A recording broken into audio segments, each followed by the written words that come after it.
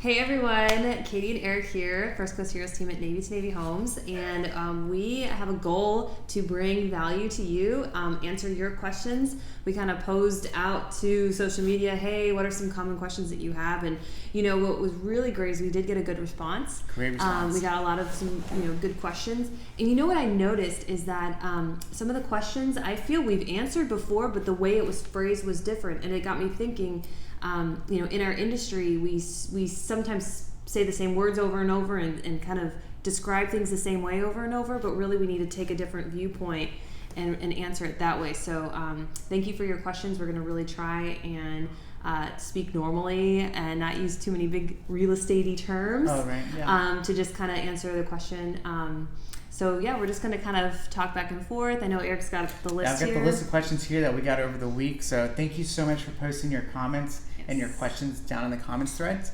With the same video, you guys can do the same thing. If we didn't answer anything that you were looking for, you're like, oh, I wish I would know a little bit more about that topic, go ahead and just post it below and we'll get to it next week. Yep. Okay, so here we are. We're going to start off with the first question we got. We actually got this question a couple weeks ago, and it came from Katie's mom. And the question was, what are the pros and cons versus with new sales and resales, like new construction? Well, to answer that, new construction, what that means is that you're going through a builder. So there's several builders here in Jacksonville. They already have the land cleared out. You can pick a lot and you pick a floor plan. Some are more customizable than others. Some you can't customize at all.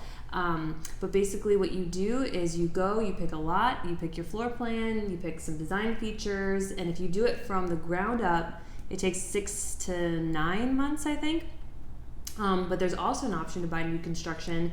Maybe the house has already been built or close to being finished, and so you don't have to wait a very long time to get a new house. So new construction, when we mean that, is nobody's lived in it before.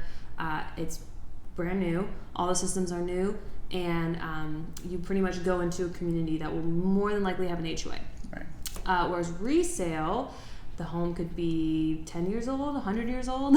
I mean, options are a lot. There are a lot of options out there. Yeah, especially in Jacksonville. So with resale, you just know going in that nothing is new, or you might get a sense that something was replaced recently. So with resales, what Eric and I always do is we always try to figure out the age of the roof, the age of the AC, and the age of the water heater. And of course, there's more systems to look at, but we want to know because there's some lifespans on those. Right. And another thing that we're looking at is kind of a conversation we have with the buyers that we work with is like, hey, well, new construction, the nice thing is like everybody loves that new construction car or the new car, right? You come out, drive out a lot. It's like, man, it smells good, feels good. I'm the first one that owned it.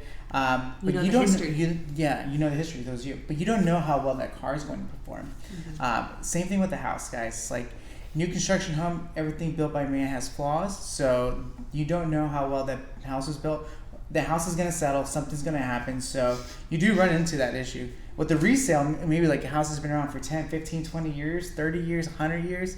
It's a 100-year-old home. You're like, wow, this thing's still up, still standing. Good construction. Stood the test of time. Exactly. A couple of hurricanes, Yeah, a couple of hurricanes. I know Jacksonville get hurricanes and, things like that. Also, when you're buying new construction, you're working, the seller is a builder. Whereas with resale, the seller is another person. Mm-hmm. And so there are just different things that kind of go along with that. Everyone's got a kind of bottom line as far as like the seller standpoint goes. So it just kind of takes some negotiations into account. Builders seem to be very generous here in Jacksonville. So if you do use their lender, they have a preferred lender partner to finance your house. Sometimes they'll give you some extra goodies, like they'll pay for your closing costs, or they'll buy down your interest rate, or they'll give you some, they call it flex cash in the design center. So a question that we get is, what happens if I bring my own, like what if I was shopping for resale and I already had a lender I was working with, and then I go new construction, can I still use that lender? You can. Are there any perks with using my lender versus theirs? You guys got to talk to your lender about that. There's one time, so basically a builder, if you're using a loan product that their lender offers, then that you have to use their lender to get the incentives. You don't have to use the lender to buy that house, but to get the incentives, you have to. But if you're using a different loan program, for example, a doctor's loan, that actually happened recently. If you needed to use a doctor's loan or a loan product that their preferred lender did not offer, then you can kind of negotiate, well, hey, I want to use this loan product. Your preferred lender doesn't have it. Can I use my lender but still get the incentives? And usually they'll say yes. And what are those incentives usually? Like the closing costs, or the flex cash for the design center, or waiving the lot premium, or maybe even adding like, hey, can you add a screen, or yeah, there's different things. All kinds of stuff. Usually a builder is not going to come down on their price. Yeah, and that's typically you're trying to retain value in the neighborhood, right? So if you keep bringing down the price, then the other houses start getting a lower appraisal, so they don't want to do that. They really don't want to, yeah. They really don't want to. They've got that bottom line. It's easier for them to pay your closing costs, or throw your fridge in. Yeah, throw in an appliance. Yeah, than reducing the price. So yeah, whereas a resale, you might be able to negotiate the price. And if you guys have more questions about like new construction versus resales, keep posting those questions below. We're just kind of go surface. And if you have more questions or want to get more information, let us know. We can even send you one of our booklets on new construction, just what the process looks like. All right, so let's get on to another question here. So a lot of times we have conversations with our buyers, like especially with our first-time home buyers, and it's just like an hour, I would say a brief maybe, on the consultation over the phone. The question that we get asked a lot, and somebody posted this question, was, what kind of money do I need to save and have up front in order to buy a home when I'm using a no money down product like a VA loan, zero down payment? Mm-hmm. So Katie, can you talk to us about what those upfront costs would be? Yes. So a common misconception with a VA loan in particular, or any zero down loan, is that I don't have to pay anything to buy a house. That's partially true. You don't have to put a down payment down. So like an FHA loan, you need to put down 3.5% of the purchase price as a down payment, or a conventional loan, 5, 10, 20% down. But a VA loan does not require you to put a down payment down. However, there are still costs associated with purchasing a house, and we call those closing costs and prepaids. Closing costs are just kind of, I describe them as costs that are required to make the transaction happen. So an example would be like maybe your lender's title policy, or a recording fee, your courier fee. I mean, there's all these different fees. Your prepaids are when your lender takes a couple months worth of your homeowner's insurance premium, maybe your interest, and maybe a couple months worth of taxes, property taxes. They'll take that and they'll hold that into escrow. But that's a pretty good chunk of money. So what we're seeing, and it's lender dependent, honestly, closing costs and prepaids are about 3% of the purchase price. So for an example, if you're buying a $200,000 home, your closing costs and prepaids are going to be in the realm of $6,000. Again, caveat, lender dependent. It can be a lot more. It can be more. It can be less. This is just this is like a number we're using. It's ballpark. It's a ballpark, yeah. But it's not 100%. Yes. So as you're considering about saving up to buy a home, think about what your price point of the house that you want to buy, and really 3% would be a good place to start. So that's just for the closing costs, but how about like binder deposits, appraisals, inspections? It's like that money is coming from somewhere. Yes. So the other little costs that are involved, and quickly, so say you find the house, you negotiate the terms with the seller, everyone agrees. Well, within 3 days your binder deposit is due, and it's also called earnest money deposit or good faith deposit. It's basically saying, hey seller, I have skin in the game, I'm going to put this money into an escrow account. Usually it's about 1% of the purchase price, but we can also kind of get away with $1,000 binder, depending on the purchase price. But that money really does leave your account. It does leave your account. Yeah. It leaves your account, so you need to have it there. Where does it go to? It goes to a third-party escrow account, usually where closing is going to be held, which is a title office, usually run by a real estate attorney. Yeah. So it's held kind of in a safe place, it's your money, but if you default outside the protections of the contract, then the seller would recoup that deposit.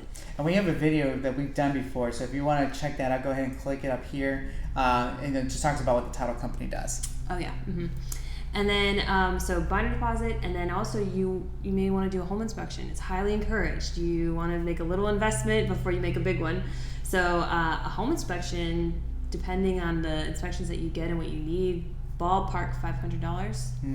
And then some lenders will charge you for your appraisal out, before closing, and that's what we're seeing right now is about $450 to $500. So before you even close, you're looking at a minimum of $2,000, just to have ready to go, not even counting your closing costs and prepaids. Yeah. So that was awesome. So you broke it down. So $2,000 to get the process started. You may not need all of it. So $1,000 is definitely going to come out of your bank account.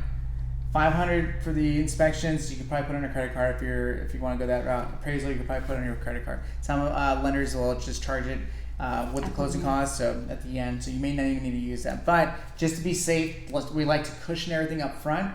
Just have that $2,000 ready to go, and you start the process. And then, like Katie was talking about, the closing costs. Nice thing about that binder deposit is that it can be applied towards your closing costs. So, cool thing about closing costs is that with that binder deposit in there, and one cool thing that we're partnered up with is Homes for Heroes, where we can give money back. We've done a post on that recently, so you can check out on our page about how I did the closing cost breakdown on that with the Homes for Heroes rebate.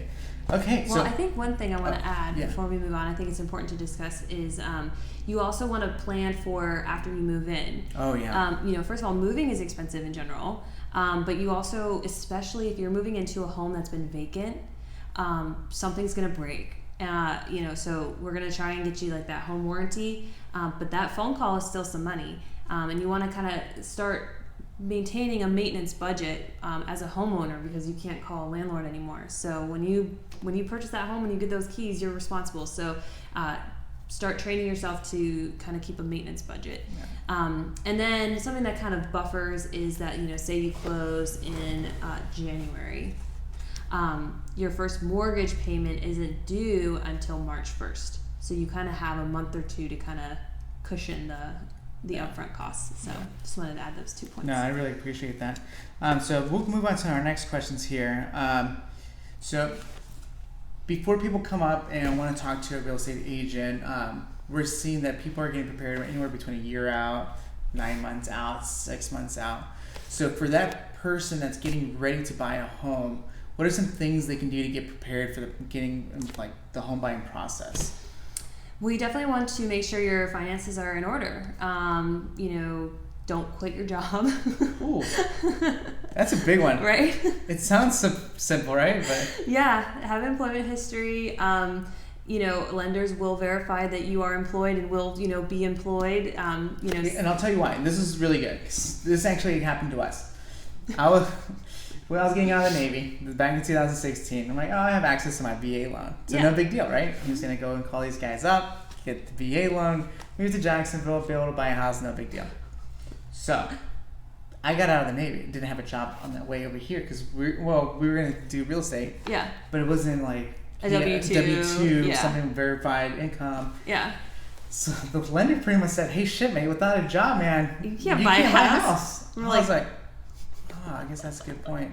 I'm like, how about if I did a GI Bill and had this money monthly payments? That's true, the GI Bill, the E5. The monthly payment on that, the BH. I'm like, no, that ain't gonna work either. You can't use that, because it's only for a couple of years. It's not considered, employment. So, good point. Thank you for bringing that up. Gotta have a job. Yeah. Or a way to pay that off, or retirement account. Yeah, if you're gonna finance your house, you need to have a job because you need to prove to the bank that you can pay it off. So don't quit your job. Secondly, you want to, save some money. There are some costs associated with purchasing a home. Even if you are a zero or low down payment option, there's still these things called closing costs and prepaids, binder deposits, things like that. So you do want to save up a little money. You want to maybe hold off on some big purchases until after the house is bought. If you need a car, you can wait. Big vacations. Really hold off on big expenses and big purchases, and even opening up lines of credit. borrowing money if you can wait until after you buy the house and close on the house. I think that's a good idea. And then lastly, I think just, kind of take a look at your credit score. We get a free annual credit report every year. So if you haven't done that yet, pull it down, take a look at it, and maybe see how you could possibly improve your credit score, because that'll just help you with your loan. Yeah, and so another thing that we talked about too was going out and doing some open houses. Get out there, start trying the communities that you want to maybe live in, explore the different parts of the city, see like, hey, how does this work for my commute? How does this work for the schools? Research the schools you're in, the crime levels. Talk to your local sheriff's office to see if they have any like insider tips, or like, hey, what's the actual information that we have about the crime levels in this part of town. And then start getting a feel for like the house and taking like auditing your own home.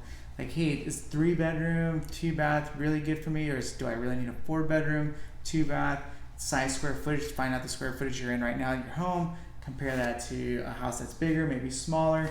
That way you can start doing the upfront research and get ahead of it. So you know what you want. So you know what you want. Because a lot of times what we'll do and what we'll see is that, and this happens, guys. So like if you're PCS in here for the first time and you don't know Jacksonville, we're gonna go and see a bunch of houses. Yeah, we're gonna go all over. We're gonna go all over the place, and we're gonna see all kinds of houses, which is perfectly fine. It's fine. Perfectly fine. Yeah. We just say trust the process. Encouraged. And go in there, and the stuff that you think you want to see on paper because it meets the criteria on whatever sheet you're looking at may not be what you're actually looking for in real life. You're gonna step in, you're like, 3-2 is actually too small. Maybe I need a 4-2 or a 3-2 with a flex space. Yeah. So you can start doing that upfront research, even if you're not from the area. Start looking at homes where you're at, and then understand why you need another place. Yeah. Especially if you're already here in Jacksonville. Yeah. What do you like and dislike about your current home can help kind of frame what you're looking for the next one. Also, I mean, is it a forever home or is it a not a forever home? And then you can kind of make your decision based on that. Yeah. Do I need to let somebody else live in it in a couple of years and either rent it out or sell it, or is this like really, no kidding, my forever home? I'm going to be here for 10 years or more. Right. So. And one thing I think something that's really important, and I didn't know this going in. If I had to choose between talking to a lender first or talking to a realtor first, oh, that's a good question. What would you do? I think I would probably talk to a lender first. Yeah. Yeah, because they can kind of give you an idea of what you can buy. And so there's nothing more heartbreaking than looking at homes outside your budget and a lender says, no, actually you can't, with your debt to income afford that. So that's interesting. She said lender first. I would probably say realtor first. And I'll tell you why. Because you can talk to like, hey, your friends, find out who's good in the area. That realtor, I guarantee, is probably going to have the pulse on some local lenders versus national lenders. And then they've probably already been dealing with their interest rates. And like that way, like, hey, who do you know? Who do you trust? Send them over there. And that's then, a good point. And then the lender can shoot it. Because, and from my personal experience, when I was looking for the whole home buying process, I didn't know. I clicked on the banner ad, like, oh, looking for a VA loan. I'm like, yes, of course.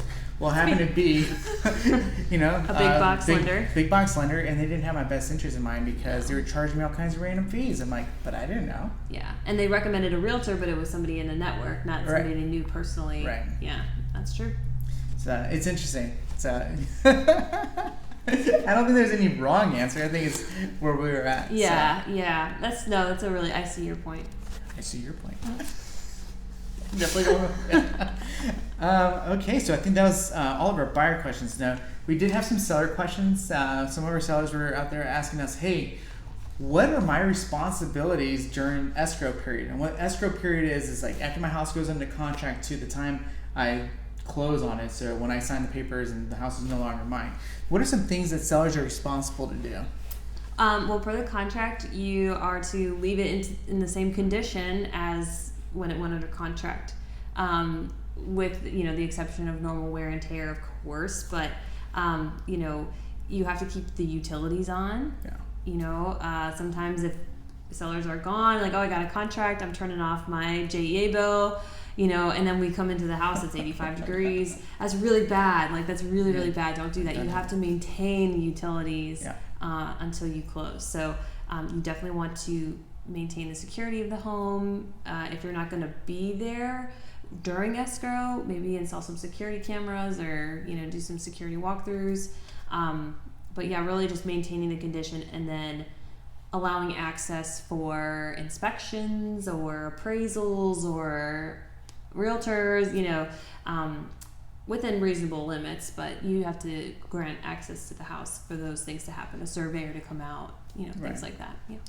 Another tip too, if you know as a seller that the house is going to be vacant, you're PCSing or you're moving, especially during the summer, make sure you arrange for lawn care, because every 1 to 2 weeks this grass is growing fast.